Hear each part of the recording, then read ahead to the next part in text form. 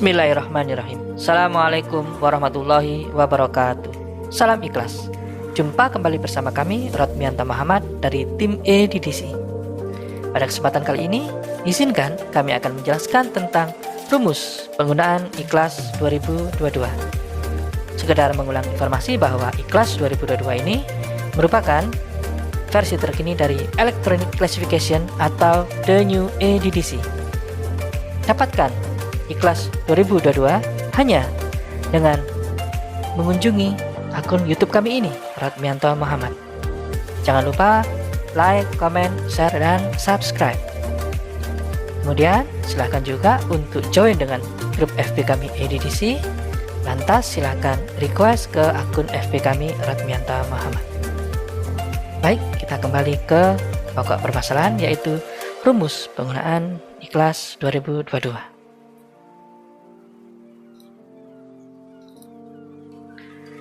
Berikut ini adalah rumus pengklasifikasian berdasarkan DDC menggunakan ikhlas 2022. Jadi, sebagai catatan, sekali lagi bahwa rumus ini hanya berlaku apabila Anda menggunakan ikhlas 2022. Berikut ini rumusnya. Yang pertama, Anda cukup mengkategorikan bahan pustaka di perpustakaan Anda masing-masing ke dalam dua kategori besar, yaitu sastra dan non-sastra. Pencarian nomor klasifikasi bahan pustaka per kategori sastra, rumusnya adalah bentuk sastra plus asal sastra. Di dalam DDC 23, ketentuan ini diatur di DDC 23 halaman 793. Ketentuan tersebut bernama Origin of Literature. Jadi maknanya setiap karya sastra harus diklasifikasikan berdasarkan asalnya, bukan pada bahasa yang digunakan. Misal, sebuah novel berjudul Harry Potter karangan J.K. Rowling. Meskipun novel tersebut sudah diterjemahkan ke dalam bahasa Indonesia dan beredar di Indonesia, namun dikarenakan asal dari novel tersebut adalah dari Inggris, karena J.K. Rowling adalah penulis atau novelis berkebangsaan Inggris, novel tersebut harus dimasukkan ke dalam golongan sastra Inggris, bukan ke dalam golongan sastra Indonesia, meskipun novel tersebut berbahasa Indonesia. Itulah makna dari hukum Origin of Literature yang sekali lagi diatur di DDC cetak 23 volume 3 halaman 793. Nah, ini adalah rumus pengklasifikasian bahan pustaka per kategori sastra. Yang berikutnya adalah rumus pengklasifikasian bahan pustaka per kategori non sastra. Rumusnya adalah temanya. Tema tersebut baik subjek, disiplin, maupun bentuk karyanya. Jadi sekali lagi, sekedar mengingatkan bahwa rumus ini hanya berlaku apabila Anda menggunakan ikhlas 2022. Sebagai catatan, untuk rumus bahan pustaka per kategori sastra, bentuk-bentuk sastranya adalah sebagaimana berikut. Nah, ini adalah bentuk-bentuk sastra berdasarkan tabel 3 dari DDC 23. Bentuk sastra pertama adalah puisi, kedua adalah drama, ketiga adalah fiksi, keempat esai, kelima pidato wacana, keenam surat-surat, ketujuh humor dan satire, kedelapan aneka ragam karya tulis lainnya. Kedelapan bentuk sastra ini setidak-tidaknya harus Anda pahami. Lebih baik lagi apabila dihafalkan. Namun jangan khawatir Bapak dan Ibu, apabila Bapak dan Ibu lupa dan ingin mengingatnya kembali, jangan khawatir. Pada aplikasi Ikhlas sudah disediakan pengingatnya, yaitu di menu manual dan tutorial. Menu manual dan tutorial bisa diakses di tombol ini, manual dan tutorial, atau di sini, manual dan tutorial. Boleh juga menggunakan di kolom sebelah kiri. Klik saja manual dan tutorial, tepatnya yaitu di Quick Guide iKlas. Sama saja lewat sini juga bisa, Quick Guide iKlas. Quick Guide iKlas. Nah, ini sekedar untuk mengingatkan kembali rumus penggunaan iKlas. Nah, kemudian sekarang kita menginjak pada contoh. Apabila dua rumus sastra dan non-sastra ini sudah dipahami betul, dalam pencarian menggunakan iKlas nanti, gunakan setidaknya dua kata kunci. Kita ke bentuk sastra, kita ke bahan pustaka berkategori sastra terlebih dahulu. Jadi karena rumusnya adalah bentuk sastra plus asal sastra, maka contohnya adalah misalnya sebagaimana berikut ini. Fiksi Indonesia, di mana fiksi adalah bentuk sastra dan Indonesia adalah asal sastra. Drama Korea, di mana drama adalah bentuk sastra dan Korea adalah asal sastra. Puisi Perancis, di mana puisi adalah bentuk sastra dan Perancis adalah asal sastra. Humor Rusia, humor adalah bentuk sastra, Rusia adalah asal sastra. Puisi Jawa, keguritan misalnya, nah itu masuk puisi Jawa, di mana puisi adalah bentuk sastra dan Jawa adalah asal sastra. Maka dengan demikian, DDC memungkinkan bahwa bahan-bahan pustaka berkategori sastra ditempatkan berdasarkan asal sastra supaya tidak bercampur baur menjadi satu.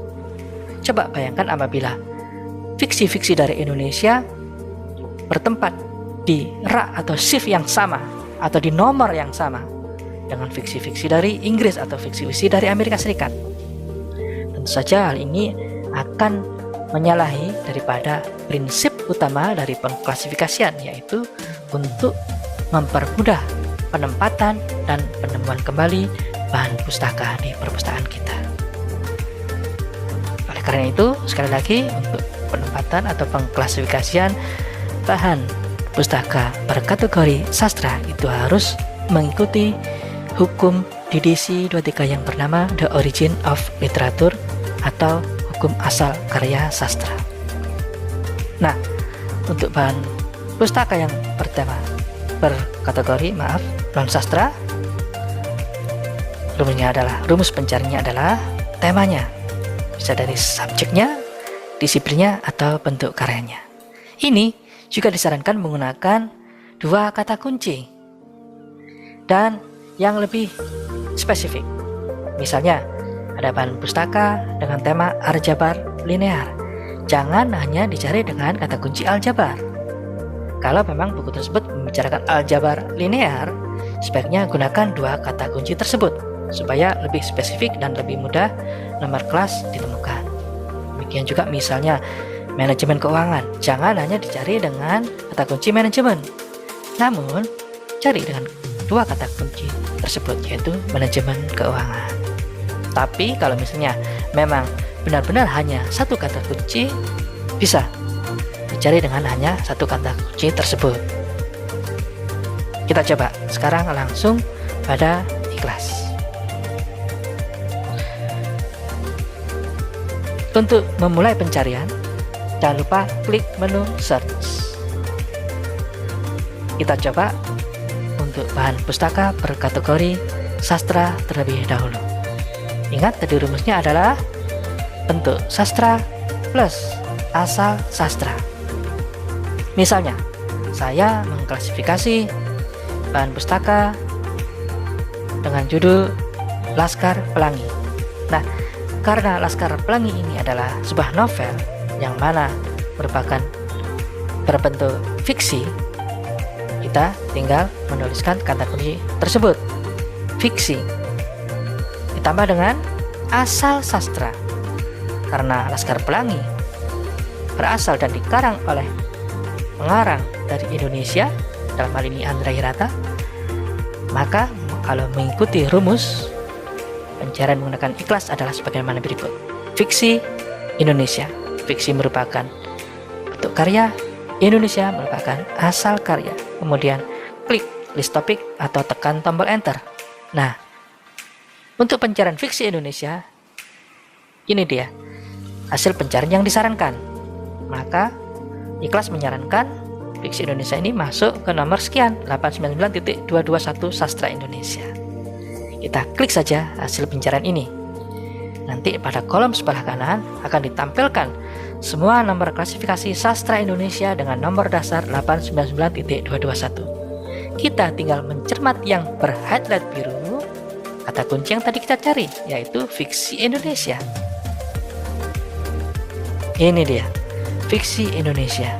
Maka nomor klasifikasinya adalah 899.2213, di mana 899.221 ini adalah nomor dasar sastra Indonesia, sedangkan 3 ini adalah notasi fiksi dari tabel 3. Kita cek di tabel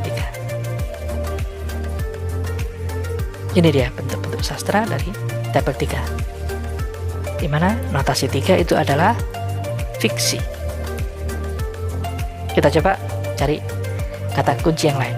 Misalnya kita akan mengklasifikasi bahan pustaka berjudul Deru Campur Debu karangan Chairil Anwar. Nah, karena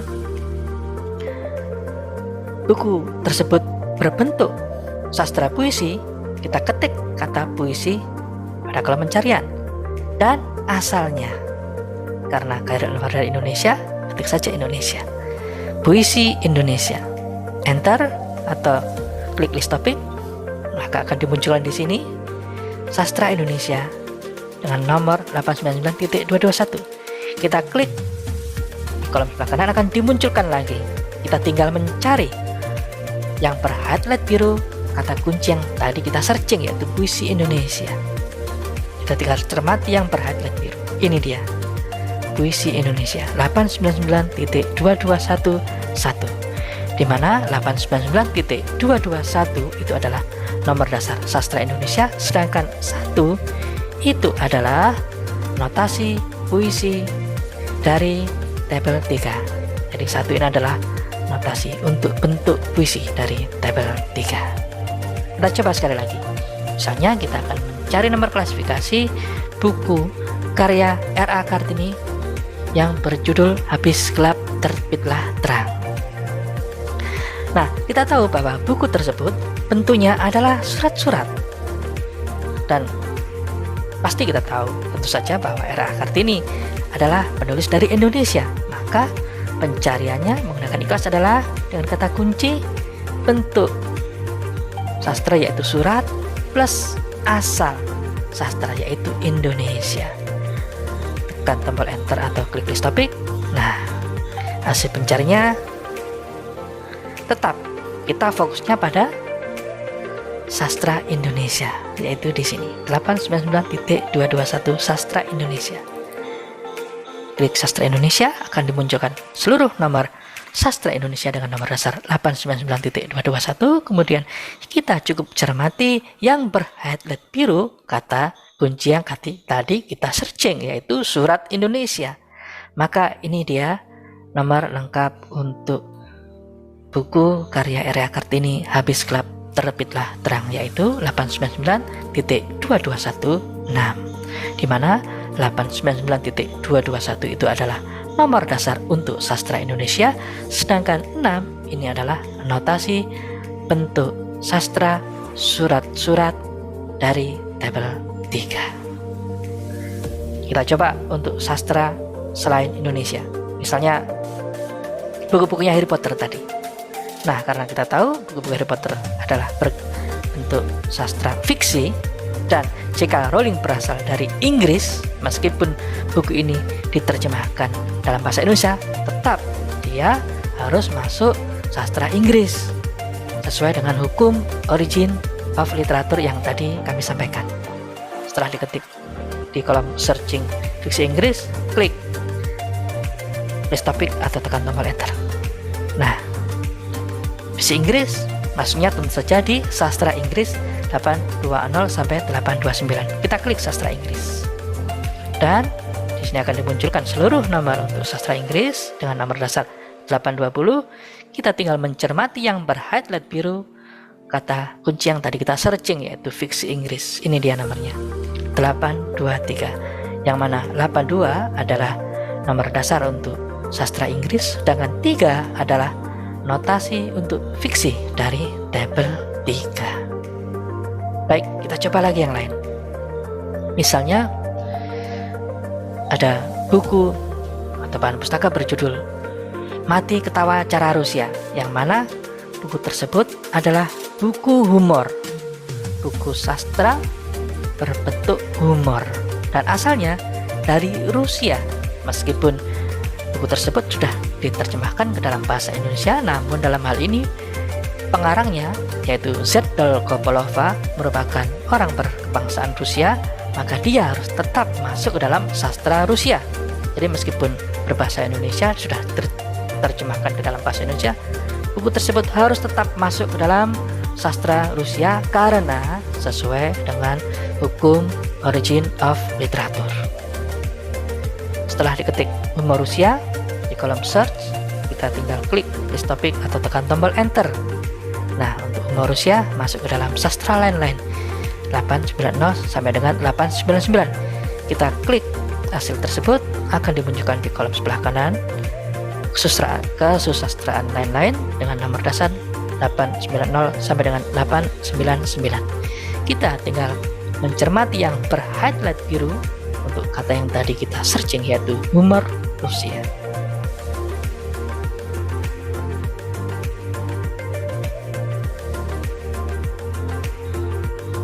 Kita searching dengan sabar, pasti akan ketemu. Nah, sekedar tips kalau terlewat, silakan diulangi lagi.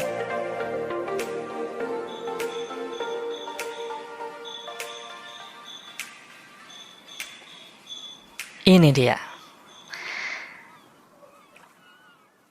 Humor dan satire Rusia. Nomor kelasnya adalah 891.77, di mana 891.7 ini adalah nomor dasar sastra Rusia, sedangkan notasi 7 itu adalah bentuk sastra humor dan satire dari tabel 3. Nah, demikian rumus pencarian untuk bahan pustaka berkategori sastra. Dan untuk bahan pustaka berkategori non sastra, kita ingat tadi rumusnya adalah temanya. Tema dalam hal ini bisa subjek, disiplin, maupun bentuk karyanya. Dan jangan khawatir Bapak dan Ibu sekalian, pada Ikhlas juga sudah disediakan sebagai pengingat bahwa untuk mencari nomor klasifikasi untuk mendapatkan temanya, silahkan menyimak menu manual dan tutorial, tepatnya pada menu How to Class. Jadi untuk menentukan subjek atau tema suatu karya dapat diketahui dari judulnya, daftar isi atau kata pengantarnya, atau ringkasannya, dan seterusnya. Baik, kita coba. Apabila ada bahan pustaka atau buku di perpustakaan kita dengan judul atau dengan tema aljabar linear, langsung tuliskan dengan kedua kata kunci tersebut, aljabar linear. Kemudian tekan tombol enter atau klik tombol list topik. Tema aljabar linear masuk ke dalam nomor kelas 510 sampai dengan 519. Kita klik hasil ini, akan dimunculkan di kolom sebelah kanan untuk semua nomor klasifikasi matematika 510 sampai dengan 519. Kita tinggal mencari atau mencermati yang berhighlight biru kata yang kita searching tadi, yaitu aljabar linear. Ini dia nomor klasifikasi aljabar linear 512.5. Kita coba cari yang lain. Misalnya bahan pustaka bertema evaluasi pendidikan.